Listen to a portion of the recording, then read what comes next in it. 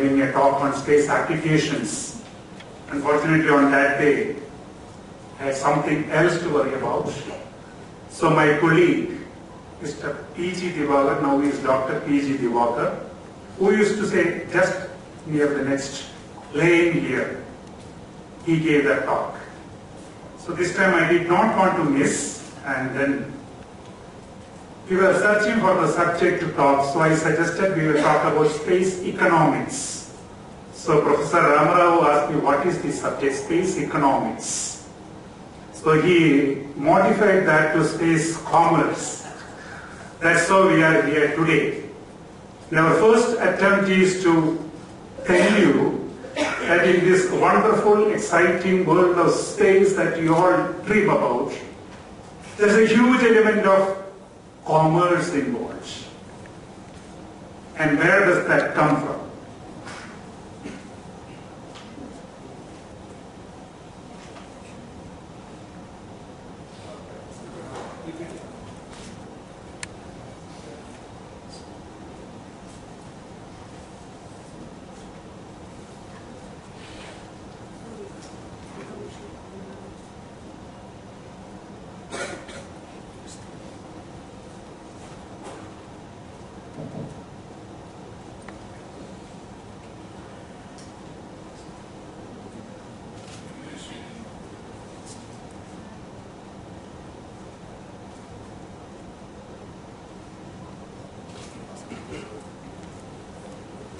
Normally when we speak about space, we start from nearly 100 kilometers above Earth. And we say anything in this universe beyond 100 kilometers is our jurisdiction space for various reasons. First and foremost, there's a physics behind it. There's a carbon line which is around 100 kilometers based on the density of the atmosphere. And when we talk about the re-entry to the atmosphere, essentially it is at that point of time. There are studies done around the Earth, the studies of the planetary system, study of the solar system and beyond. So when we use the word space or space exploration, it is essentially that exciting field. And in India, we talk about Chandrayaan study of moon, the Mars orbiter mission, the Aditya mission, the AstroSat, which is going to be launched in the year 2050. All are towards understanding this physical phenomena of the universe in which we are all living. But if you look at beyond, all the activities from what is called the space enterprise today. Let me start with the first block there. We know about the rocket systems. Either to study the atmosphere which is a few kilometers above us by putting a rocket as a projectile which is called a sounding rocket, or for putting satellites to different types of orbits for remote sensing, for communication, for navigation, for doing science, or for the interplanetary missions. We require space launches. We require today satellites to look at the Earth, understand the natural resources, understand the state of environment, use it for disaster management, use it for strategic applications. And today we have more than 10 such satellites for India on the best constellations in the world. We also talk about the communication satellites, which are at 36,000 kilometer orbit above the equator, and that looks to be stationary for us, so it can be used for a variety of applications. Then we talk about the weather. And if you look at the weather, if you look at the monsoon, if you look at the climate studies, there are three basic actors in the ocean, the atmosphere, and the land. And for several parameters which are required for understanding this global phenomenon, data is required on a systematic way, and the satellites which are in the polar orbit or in the geostationary orbit provide such information in a systematic way, which can be used by the scientist, model, and then understood. So this is another aspect of it. So there is a new dimension which has come up in the last few decades, the GPS system, Global Positioning System, and in India today we have the Indian Regional Navigation Satellite System. Dr. Shivakumar is going to talk to you about that after a few days. But these are all the kind of facilities provided through the satellite systems. And for those satellite systems to be in the orbit, as and when they require, we require the space launches, a number of launches. When you have the satellites in the orbit, how do we make use of that? It's a very, very major task. And if you just give you a proportion of what is this dimension of this enterprise, it is done by about 50 countries in the world today. When we talk about space, we think of NASA, we think of US, Russia. Now if you look at the first 6, US, Russia, Europe, China, Japan, India, all of us are there. And I'll come to it. Where are we in each one of these? But today there are 50 countries who have something to do with space activities. Some say there are 40 countries who are deploying large number of scientists and professionals in this area. And in the world today, it is estimated there are 1 million professionals working in the area of space activities.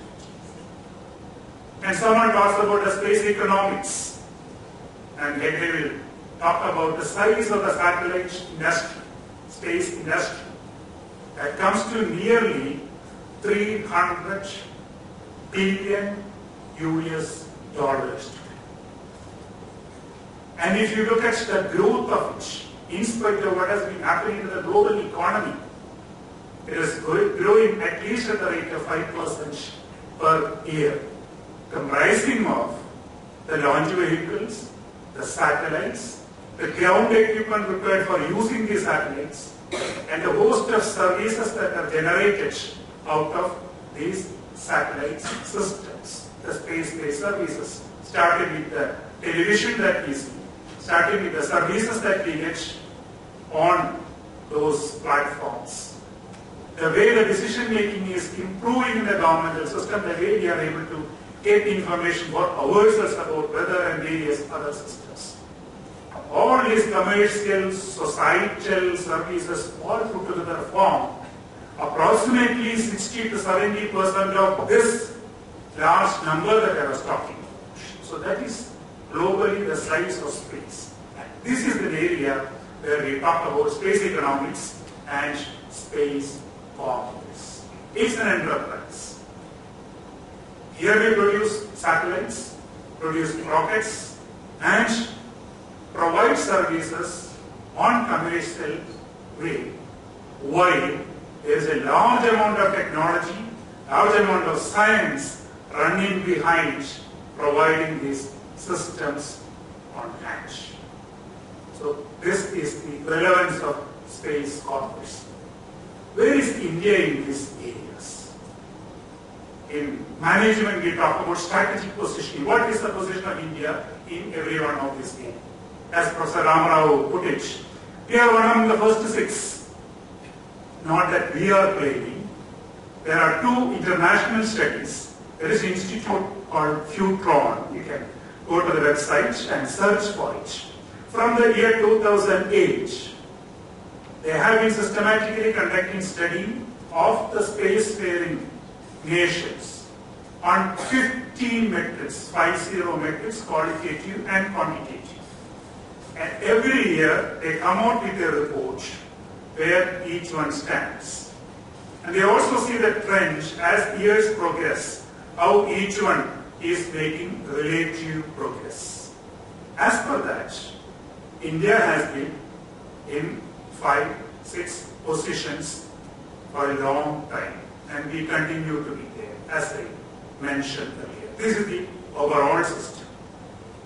There is another study, quantitative study done by the Japanese Science and Technology Institution. where they further divide, look at the launch vehicles, their capabilities and reliability, versatility. They look at the satellites, again, the same fashion. What has been the success rate? What has been the life? What is the kind of services that they provide? They look at the human spaceflight capability, the space science capabilities. And India again, quantitatively, has been placed at 6 on the total count. One portfolio in which India is not there at the moment in a big way is the human space launch. So on that count, we will be losing 10 marks. Otherwise, we are all in that bracket. So where we are, what is India's goal? As Professor Ramarao told, India is the role model for space applications. Absolutely, there is no question about it, because here science is translated first to paper, publication. That publication is further used for providing a demonstration of a possibility. In a country like India with its cultural, geographical diversity, how do we ensure that finally it gets into the value system of the user organization and he uses that as tool like you use computer or your mobile today? And India we have done it. And not ISRO in isolation, but through national systems like National Natural Resource Management System, INSAT Coordination Committee, state remote sensing centers. In every state you can see them. And kind of coordination that has gone over the last 3 decades, this has happened. So people say India is the role model for space application. And if you want to look at the impact of each one of this, that's a separate lecture. What kind of direct benefits, what kind of indirect benefits we are getting. But I will give you 2-3 examples of it just to bring home that point. You heard about the Hudhud cyclone. You heard about the firing cyclone that happened in 2014 and 2013. But we heard about hardly 10 deaths taking place. But if you recall in the 70s when Delhi went through a major cyclone, there were nearly 10,000 plus deaths, human deaths. The capability today provided that the satellite is 48 hours in advance, we can look at the cyclone system movement. Information can be provided to the modelers, to various instrumentation, to look at the track of the cyclone, the intensity of the cyclone, and where it will come to the land, the landfall, and what is the expected height of that surge, what they call it, and what will be the inundation to the land. That is the secret behind this kind of a dramatic change in the way we manage cyclone and protect the lives. This cannot be quantified, but there are many such things. If you look at the satellites, I just want to say this, and this corporation commercially provided 2 satellites to European customers. One was W2M, the other one was AIDA satellite.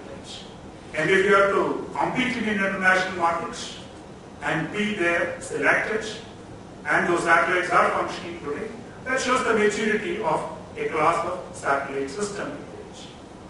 If you look at the Earth observation satellite systems, right in 1995, when we had the IRS-1C, that was the best civilian remote sensing satellite. And the ground stations in US and Europe started receiving the data. Amazing. But even today, we continue to be one of the best in the remote sensing satellite constellation. A variety of satellites were looking at the weather, the INSAT 3D, a first-class satellite that we launched in the year 2013, essential for this Indian Ocean region. If you look at the OceanSat 2, at a point of time, that is the only satellite available in the world for the US and Europe to provide ocean forecast on a daily basis. And if you look at the Cartosat, we are in the class of 0.8 meter. And we have the versatile resource sat for looking at the land resources. This is a unique constellation. And we have the world's second climate satellite, done along with France. We have our own microwave remote sensing satellite. So this is one direction. So we are there as a very major player. And if you look at the navigation, what IRNS has as provided, without preempting what Mr. Shivkumar is going to speak, is we have our own system today. We don't have to be dependent on someone in case of a requirement. We can certainly use GPS and other systems. But if you look at our launch vehicles, the PSLV has launched 40 satellites of other countries. Mr. Hegde will talk about it. And just on 10th, he is going to announce something. In fact, it is there in the newspaper today. 5 satellites, 3 of them from UK, are going to be launched with 450 kilograms each. It's a kind of global acceptance of the reliability of PSLV. France coming to launch 2 of their satellites weighing nearly 700 kilograms.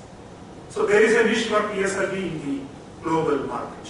So this is where we stand. But when we hit Mars, we went slightly ahead as the first Asian country, as the 4th country in the world, as the first one to do it the first attempt, to do it in such short time, and to do that with that small money. So this is something which world is to understand. How we are living.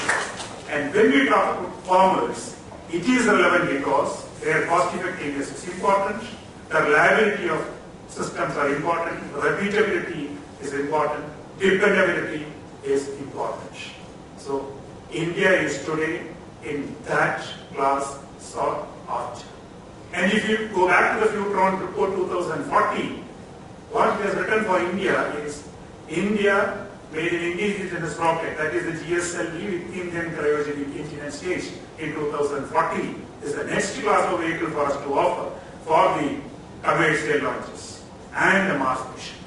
And with the GSLV Mark III, which did an experimental mission successfully in December 2040, and with what we are going to do in the next 2 years, not only our procured launches will come down drastically, India will be a destination for launching 4-ton class communication satellites of other countries. So this is the future that the launch vehicle community is carving out for the space commerce in India. With this, I will hand over to Dr. Hegde. Respected Dr. RadhaKrishnan. Suddenly when he called me on Friday and told wanted me to share the lecture space with him, I was not comfortable. Today my other colleague Raghu, he said, you are looking a bit tensed. I said, not for the lecture, I have to speak in front of Dr. RadhaKrishnan. He has been my mentor for 2.5 decades now. Because 91 September I joined him. Then though he has stints elsewhere, I never left him. So, everything, is the hallmark of somebody to be systematic, somebody to be precise, somebody to be accurate. Difficult working with him, but I learned a lot, to be very frank. So, distinguished audience, youngsters, and I also, with my deepest sense of respects and regards, I want to call the very brief association I had with Professor H. Narasimhaiah way back in 1990. I still remember, we went to one of those corner rooms, had cashew nut and tea just before we came and spoke. But that time I spoke mostly on remote sensing applications with its relevance to Karnataka because I was the director of the State Remote Sensing Center those days. So since then I worked with Dr. RadhaKrishnan and others in ISRO and trekked into many areas.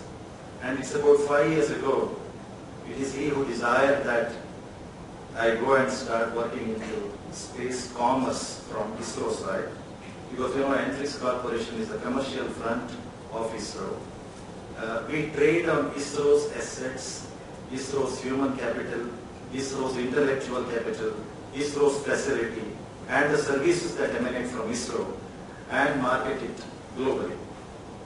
So, Dr. RadhaKrishnan has given you a very good field of space and space enterprise, space exploration, space enterprise, and what we are amidst all that. So my onerous but relatively simple job is to just tag some numbers to the various dimensions and areas Dr. RadhaKrishnan spoke about. He told you about the dimensions of components of space exploration and space as an enterprise. Now, I will only try to say satellite, launch vehicle, or Earth observation, communication segment, how it stands today globally, how it has been growing, and where it is probably heading to, and what is the kind of commerce involved into it. If you take, say, global satellite industry, the revenue in 2014 has been of the order of $203 billion US. In the last 5 years, it has grown by 5%. You see, today, space is practically becoming like the Bangalore traffic, and more so the South Bangalore traffic. There are about 1,261 satellites operating by the end of 2014. This is the latest figure. But there could be other military satellites, there could be other governmental satellites, but this is all the record commercially available. Over 50 countries have the ownership of some satellite, and some just for the sake of national pride. And in the last 10 years, space industry has grown 2.3 times, and the average yearly US market share over the last 10 years has been something like 43%. So it is a fact that US still dominates when it comes to owning the satellites. Okay, satellite services dominate 61%. I will come to little detail what do I mean by service. Manufacturing is just 8%. Please understand, manufacturing the satellite is relatively a smaller segment when it comes to commerce than the services. That means up from space, few satellites reach out to so many services. Okay, launch industry is just 3% of this enterprise, and ground equipment is 28%. You see, once you have the satellite, once you launch them for relatively lower cost, equipment trigger large number of services, and I have also shown in the last 8-9 years how it has grown, and today reaching to $203 billion US. Now, coming to global space and satellite industry, see, Dr. RadhaKrishnan mentioned about human space flight, non-orbital spacecraft, some governmental spending, all those things is about $119.7 billion US today, not a small amount. Barring that, it is $203 billion US. Okay, satellite services, we mean television, telephone, broadband, aviation, maritime, road, rail, mobile communication, everything. When I say Earth observation, it touches agriculture, change detection in land use, land cover, disaster mitigation, meteorology, resources monitoring and all that. And so also science, national security related, and so many. So percentage-wise also, it is pretty clear. Of course, segment-wise I have given the numbers here. Then when you talk of satellite network, I told 1,261 satellites are listed, available for record as end of 2014, and 50% of these are communication satellite, and 38% are commercial communication satellites. Okay, the other 12% would be for specific purposes, could be strategic, could be governmental. We have such satellites. So 57 countries today operate at least one satellite. Now, the dimensions of the satellites, the areas where they are deployed, commercial communications, government communications, R&D, navigation, military surveillance, scientific missions, and meteorology. These are the satellites which are operational by their function. Now, if you just see the global satellite service industry, the consumer services, what I mean to say is, you see, the satellite capacity hired by a service provider, say to provide VSAT service, connecting ATMs, connecting banking, connecting stock market, that is all in fixed satellite services, okay? We have transponder agreements, we have managed network services, See, Bharti Airtel or BSNL giving mobile backhaul. These are all managed services through fixed VSATs. But the consumer services are something which directly reach every consumer, like satellite television, satellite radio, satellite broadband. And this is where the real explosion is happening now. We will come into that. And mobile satellite services are very common now. Mobile data, mobile voice. You must have heard about the new swarms of satellite coming up. I'll touch upon them. There are observation services. But if you see the growth-wise, consumer services have remained over the last 4 or 5 years at around 100 billion only. The consumers are getting saturated, absolutely saturated. I think people are tired of 1, 2, 3 telephones each, good enough. And that kind of thing, if I can exaggerate. Fixed satellite services, mobile and Earth observation, are showing growth, considerable growth. FSS by 4%, mobile satellite services by 25%, EO services by 9%. So, again, going to a little more detail, what do we mean by consumer services? You see, satellite TVs account for 77% of the services revenue. There are 230 million satellite TV subscribers worldwide, and 42% are attributed to USA. Just imagine, 400 million people, okay, 1/3 of Indian population living in North America, speaking predominantly 4 languages, contribute to 42% of the global revenue. So Indian television users also say, we speak so many languages, 14 official languages, 1.2 billion, and our country is so much multilingual, so we should have 800, 900,000 channels putting undue demand on satellite capacity. Because compared with US, make statistics. So more high density channels are being added, and the first commercial 4K ultra high density was also launched in US 2014, and even in India during the recent IPL, Tata Sky launched a 4K TV, suddenly invaded the market. And these are all the things which place very heavy demand on the communications capacity that we build up, which we had not foreseen. It is globally true, okay? So, compression technologies and all these things are, have improved the lots of possibility. So, it looks that the technologies could probably reduce the bandwidth crunch. Otherwise, the consumer demand has been absolutely exploding. So, this has grown. In fact, the consumer services have grown by about 3%, and 95 billion from satellite, 4 billion from satellite radio, 2 billion from satellite broadband. Okay, satellite radio subscribers are also incidentally growing, though we don't hear much about it. It has grown by 7% in 2014 to 27.3 million. And again, primarily US based. Everybody wants to have satellite radio in the car. It has to be playing something, And satellite broadband is another thing which is invading the world like anything. 1.6 million subscribers are there now, mostly in US, but it is going to take the world by storm. You must have heard about OneWeb. 632 satellites in low Earth orbit are going to be around us in the next 2.5 years. 632 satellites, but it's a constellation of 900. And just to see the demand on satellites, the demand on components, the demand on launching, and we have OneWeb, we have LeoSat. LeoSat is another Virginia-based company which is going to have 120 satellites for communication, just for consumer internet services, any point of time, anywhere in the land or sea or land or sea.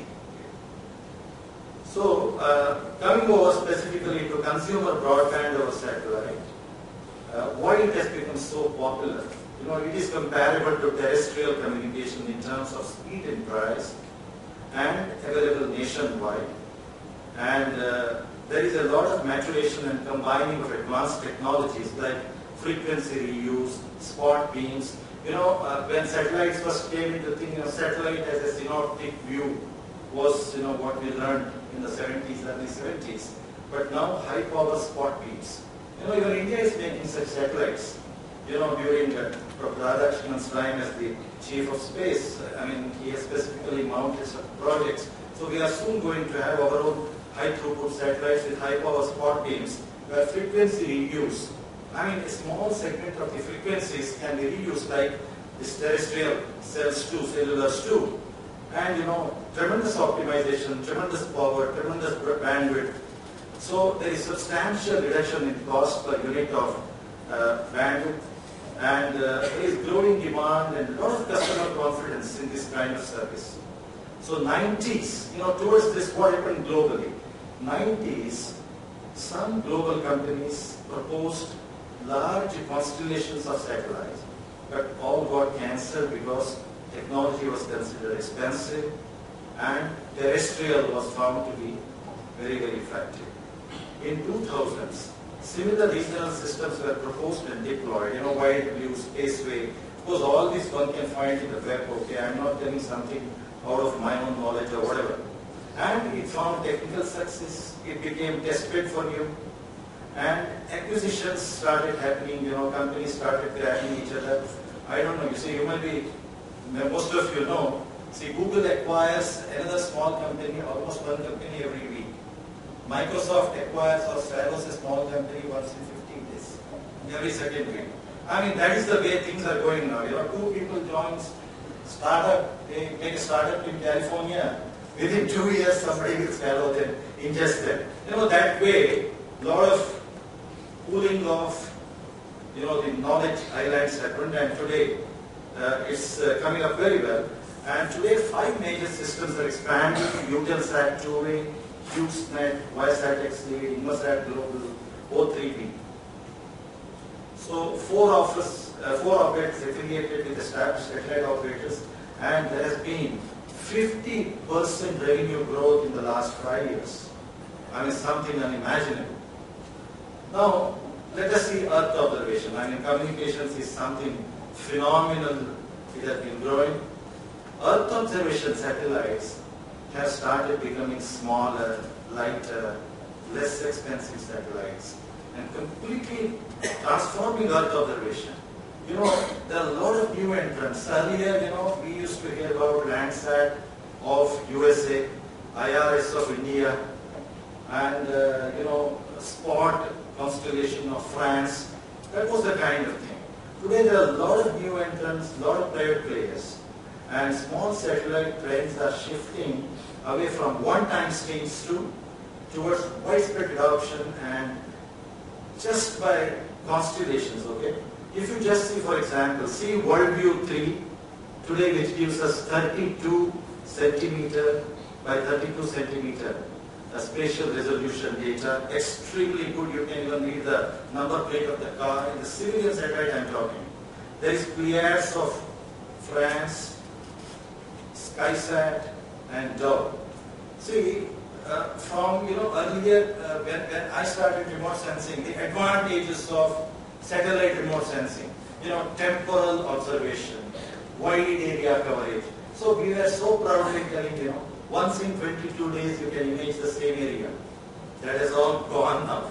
Say 0.3 to 3 meter resolution up to daily once. Any given point of the Earth, we should be able to image every day.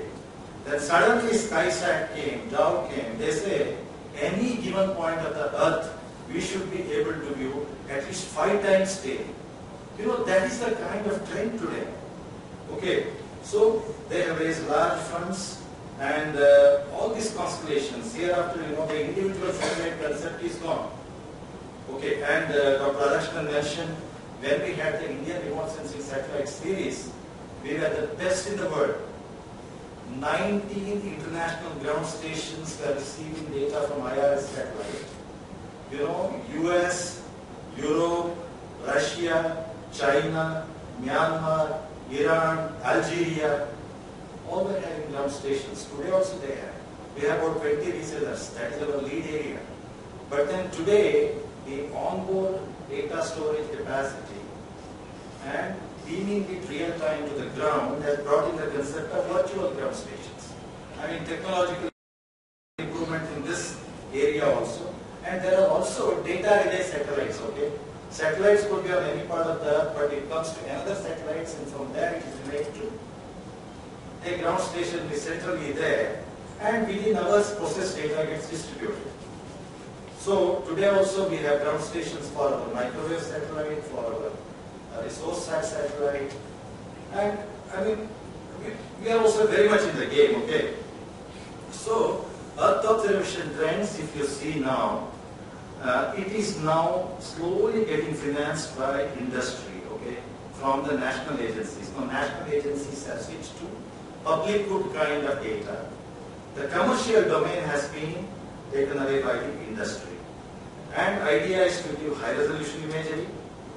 And of course governments are the primary customers for Earth observation data.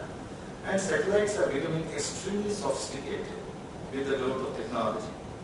And IT guys have entered, Google has entered into making satellites. The whole objective is to provide real-time image, near real-time, and absolute real-time. Okay? So smaller, low-cost satellites have come up. And now, even in the meteorology, okay, now 3 companies are seeking to provide weather data using LEO.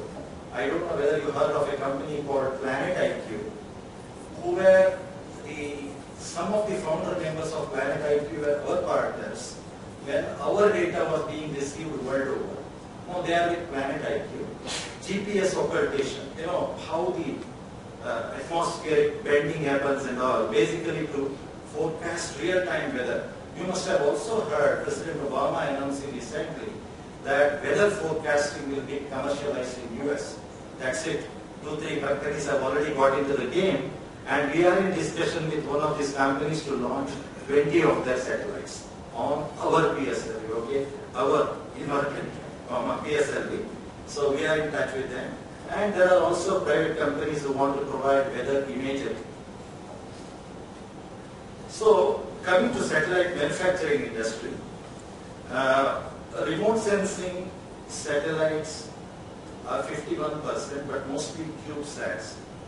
Commerce-wise, when you put money, it is not too much. Scientific 1%, surveillance 10%.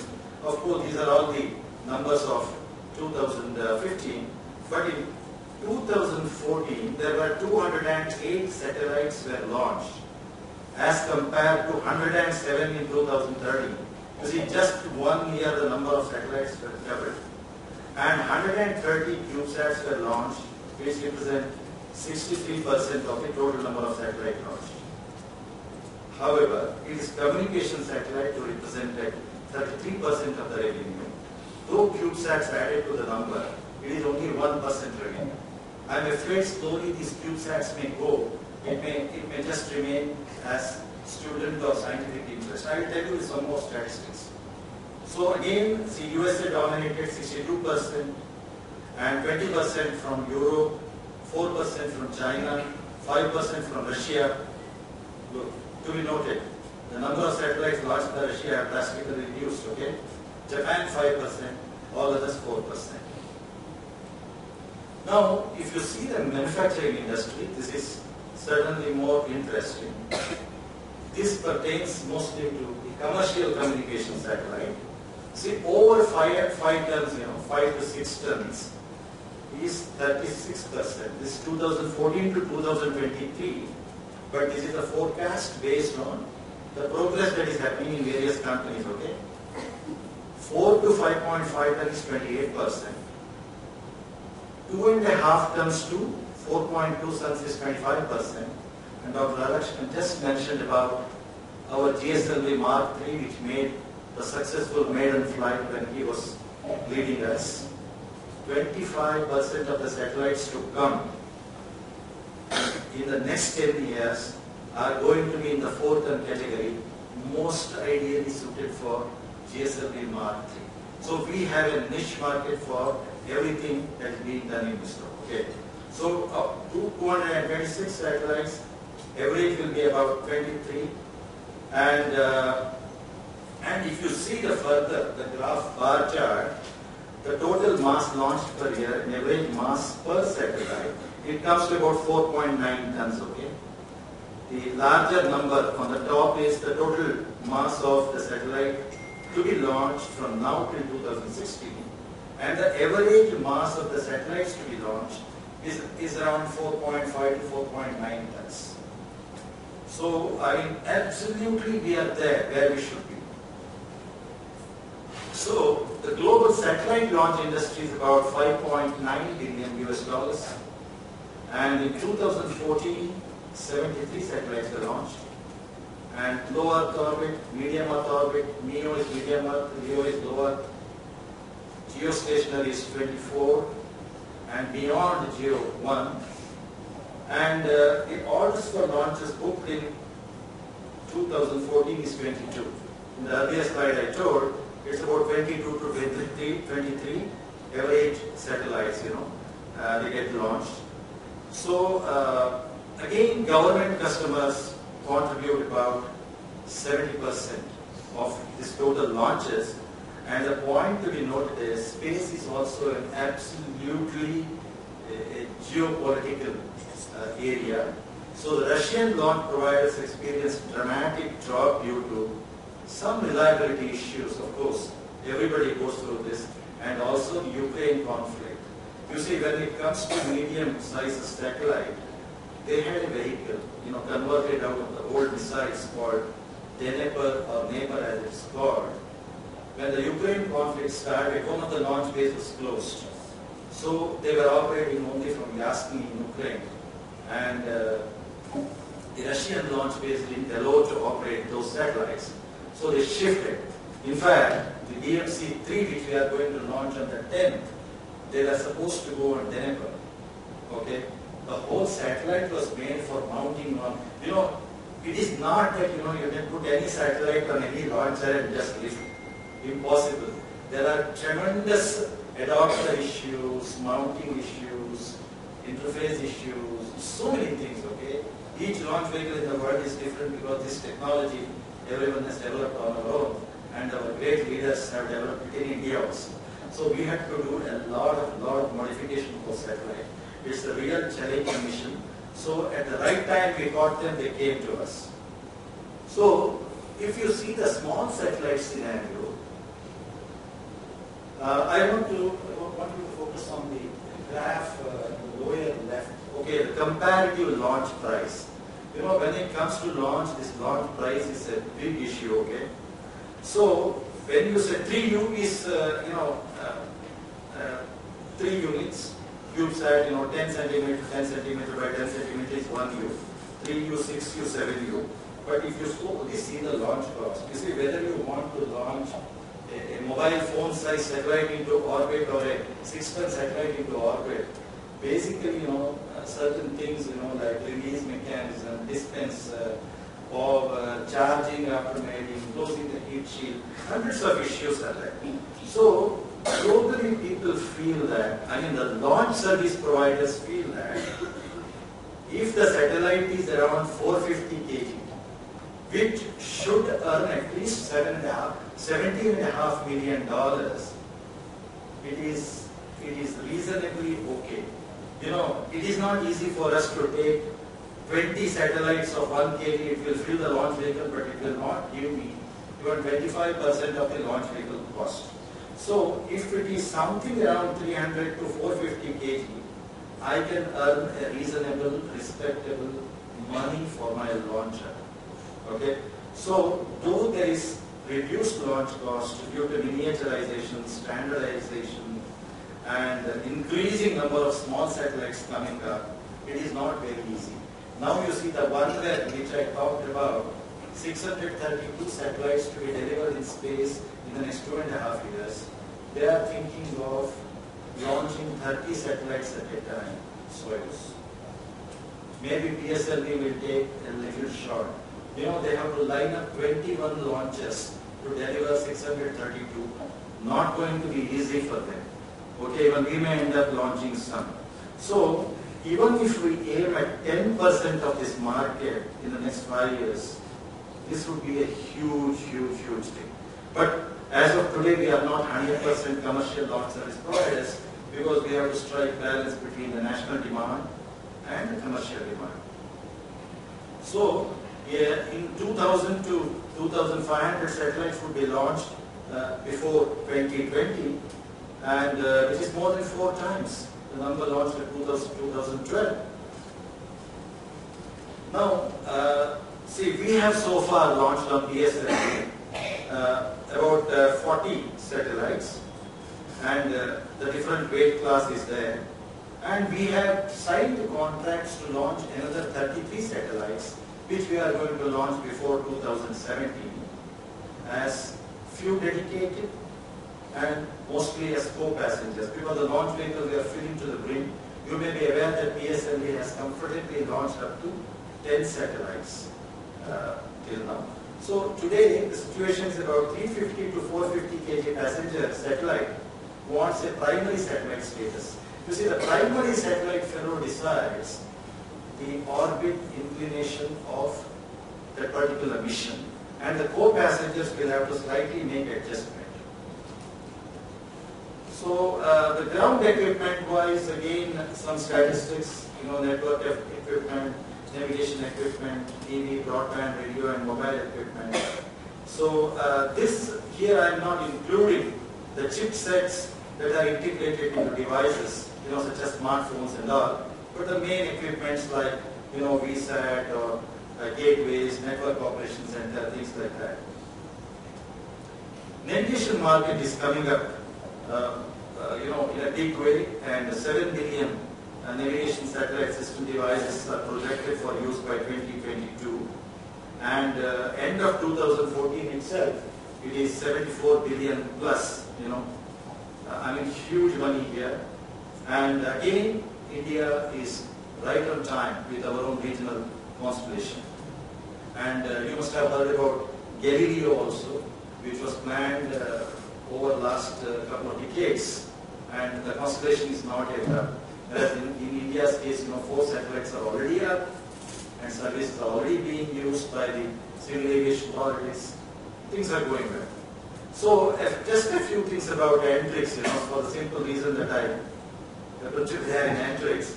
Maybe in another 5 minutes I will wind up. So we were formed in 1992.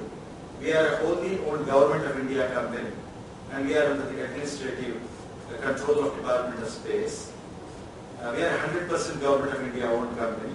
In 2008, we were awarded Miniratna status, and our authorized capital is 100 crores, and paid-up share capital is 4 crores. So, when RadhaKrishnan was there, he made us increase it slightly. Otherwise, we were 5 crore and 1 crore, so that the value of the company goes up, amidst companies of the kind.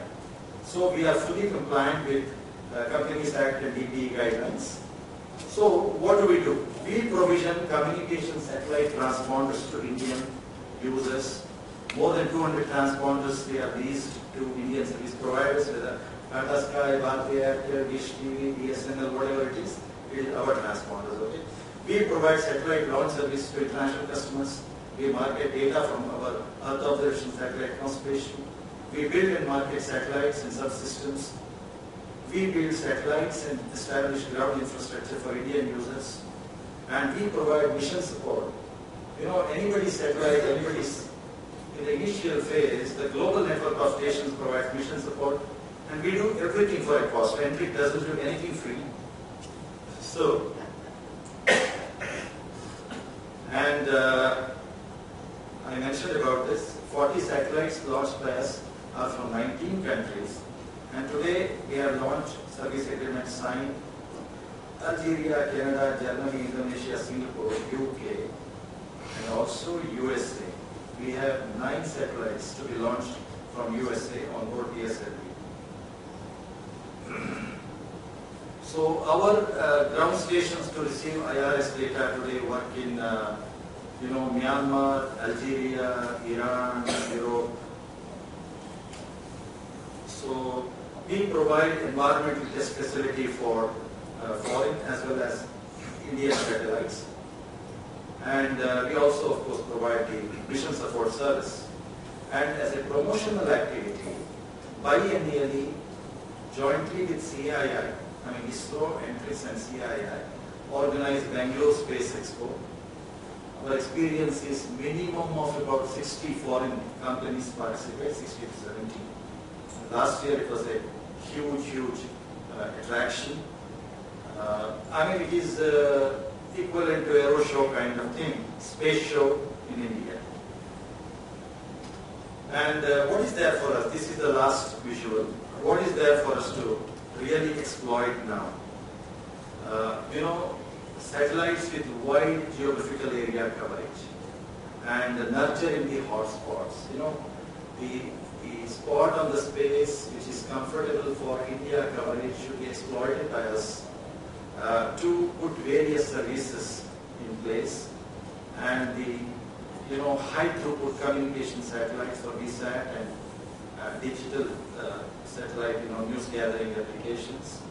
Mobile connectivity in train, flight to maritime is coming up, and we have to cater to the DTH and the HTTV demand, and the automatic identification of ships, AIS payload is another thing which is coming.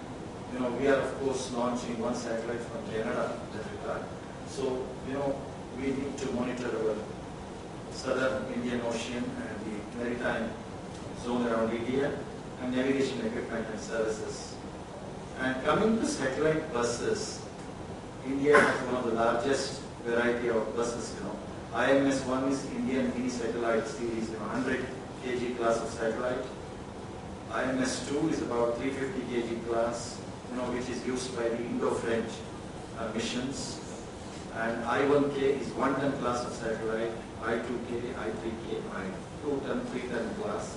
Satellite subsystem sensors. This OneWeb kind of swarm which is coming up will probably bring in the global shortage for satellite subsystems. And there is a huge market, and all this we are gearing up to work with Indian industry. Say about 500 small, big, medium-sized industries work with ISRO. About 15,000 people work in industry, and you may be aware that in ISRO's budget of, or DOS budget of, say about $1 billion US, half of that goes to Indian industries. The same industry we wish to nurture further so that they become a part of Make in India for the global market. So these are all some of the things we are into it in addition to the international marketing. So thank you very much, and it has indeed been my pleasure to share the lecture space with my boss, Dr. RadhaKrishnan. I have also given the references, okay? All these are available in the web. Thank you. Formal vote of thanks for 1 minute. Afterwards, personal thanks. Okay. Please. Formal vote of thanks. Good evening, ladies and gentlemen. We are celebrating 38th Annual Science Festival. Today it's very special. It's my privilege and honor to express my sincere thanks to Dr. RadhaKrishnan and Dr. V.S. Gray for giving such a fantastic talk on space commerce and recent trends. It has been very informative and interesting talk, sir. On behalf of Bangalore Science Forum and all of us here, I propose vote of thanks to Dr. V. RadhaKrishnan. I am also thankful to Dr. V.S. Gray for giving such a wonderful presentation. Tomorrow's talk by Dr. Satish S. Dhanewala, Chief Consultant, Set for Bangalore, will be speaking on quantum recovery. All are cordially invited. The session is now open for discussion. Yes, sir. Okay. I have a question. Before asking the question, space vehicle. So different space vehicles have different lifetime in space. Yeah. So what happens to its efficiency, sir, over a period of time? See, what happens to the satellite over the period of time? In a designated orbit, its altitude has to be under control. And if you are in the geostationary orbit, you have been allocated a place, you have to be there. So if you have to be there, you have to do what is called station keeping. That requires fuel and oscillation. So that is one limitation. How much propellant is available for controlling the satellite. The next one is the life of the electronic components that we put in that. third one is the life of the moving parts. There are several wheels which operate at 4,000 to 5,000 RPM. So these three determine, and the battery, how many cycles it can operate. So if any one of them gets into problem, there will be standbys to manage, but even that is gone, the satellite is then non-functional. So what is required is, for a communication satellite, like parking slot, you have been given a place. If you are going to lose your attitude, then it has to be picked up and put into a graveyard orbit. Otherwise, you are going to hit other satellites and create more communication problem. So this is one action. In olden days, that is in the 70s, life of communication satellite was quoted as 7 years, but today it is close to 15 years.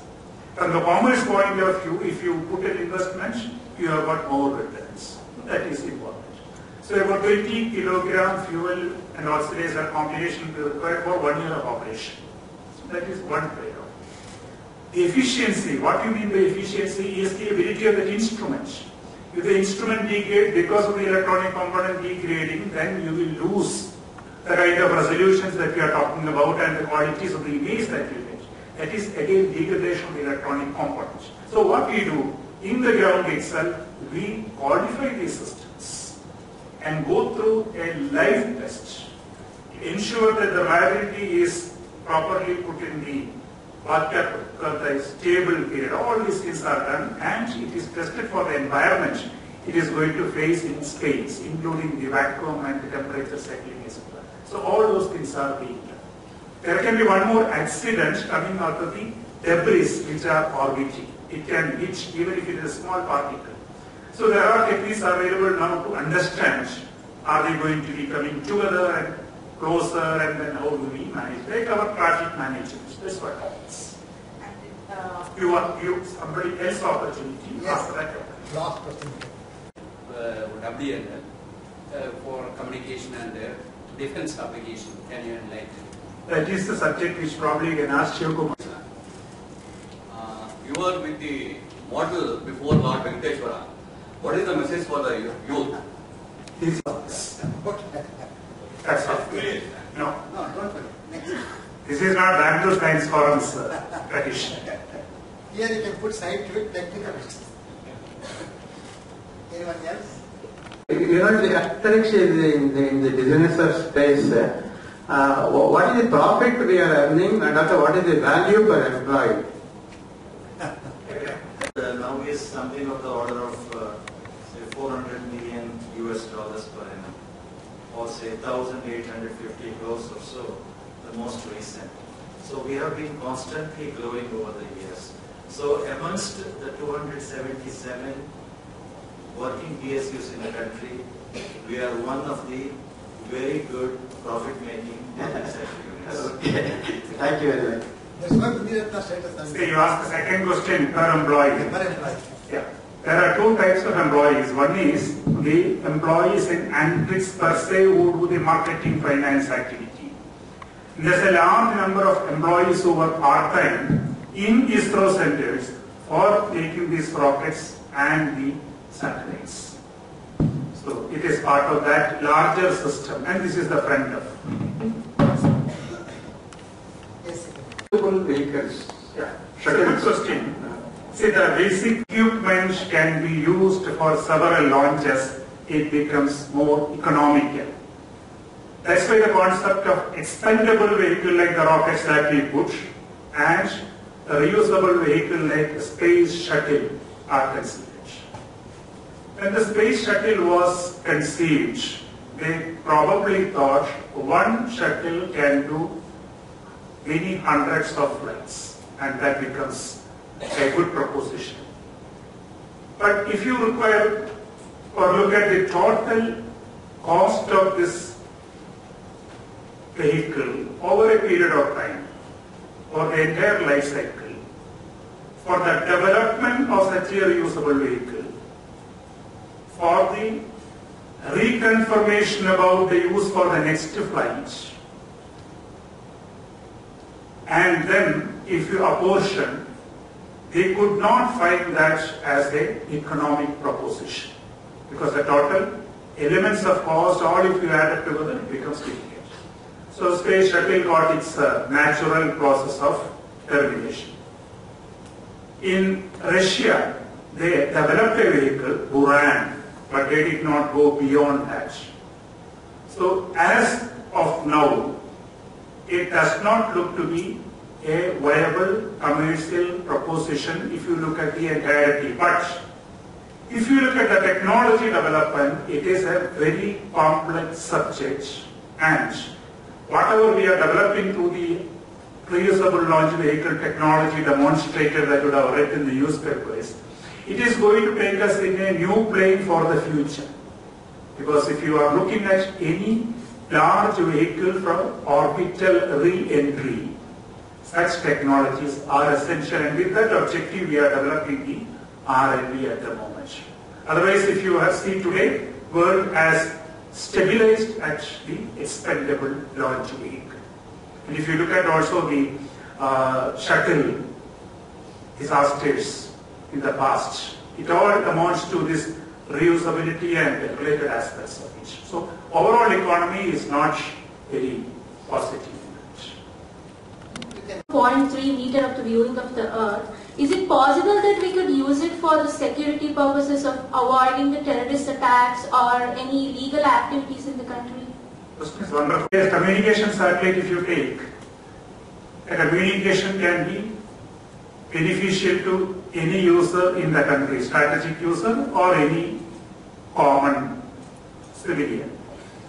If you look at the remote sensing satellites of high resolution, what you said is one of the applications. That's why today people talk about the spatial resolutions of 1 meter, 0.5 meter, 0.3 meter, etc. It is one of the applications. So whenever we talk about strategic applications, it is for that purpose, basically.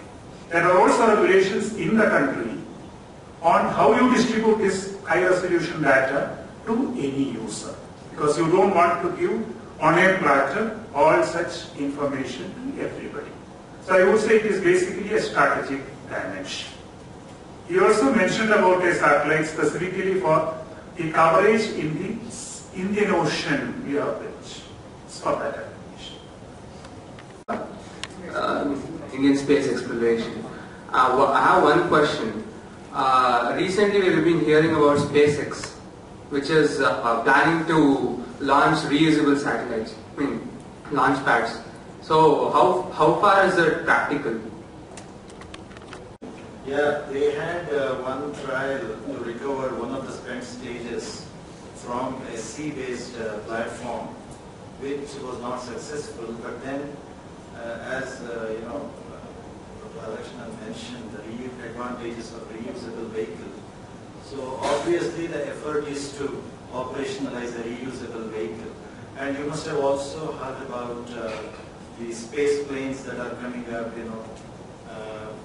Richard Branson, the Virgin Galactic space plane, or Elon Musk's space plane. Plenty of information on the web, and they are all absolutely real efforts that are ongoing in the world now. One of these days, yes, and India is also in the race to have a reusable vehicle. As I said, for example, if you are talking about bringing something from moon, let us say, or bringing something from Mars in a later stage, these are all important. But when you are talking about launching a communication satellite, launching a remote sensing satellite, that does not come into that picture. The technologies involved are very large, because we talk about high temperature materials, we talk about a flight regime which is totally different, we talk about re-entry issues, and most importantly looking at the health of that for the next flight. These are all part of it actually. So these are all in the R&D realm, that is why the reusable launch vehicle technology demonstrator. Yes. As of now, no. There is no operational launch vehicle of the reusable class. To launching a rover on a comet to find new life on other planets, and I want to know how India is doing research to find. See, basically, if you look at Mars orbiter spacecraft, is to look at the presence of methane and the possible source, whether it is geological. If it is not geological, it is biological. So that's the first step. Beyond that, there is no activity at all.